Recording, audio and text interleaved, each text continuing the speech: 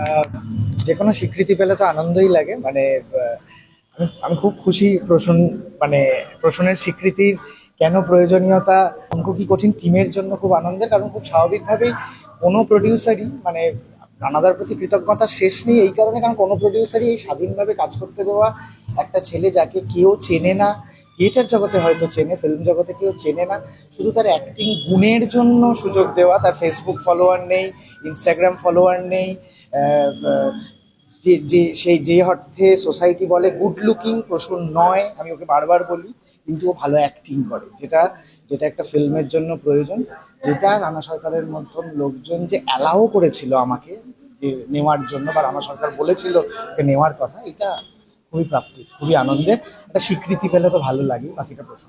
তো বারবার বলছি যে এটা আমার কাছে উপরি পাওনা, এটার জন্য আমি ভাবিনি, আমি নমিনেট হয়েছি, তাতেই আমার কাছে বড় প্রাপ্তি ঘটেছে। তারপরে এতগুলো মানুষের সামনে আমি নমিনেট হলাম, এবং মানে সিনেমা সমাবর্তনে যে আমাকে এই পুরস্কারের জন্য আমাকে মানে নমিনেট করা হলো, সেটা আমি বিশাল বিশাল বড় খুশি, বিশাল খুশি। এবং সব থেকে বড় কথা, এই পুরস্কারটা শুধু আমার নয়, পুরো টিমের। অঙ্গদিন টিম যদি না থাকতো তাহলে এই পুরস্কারটা হতো না আমাদের। এবং সৌরভ দা, রানাদা তো আছেই।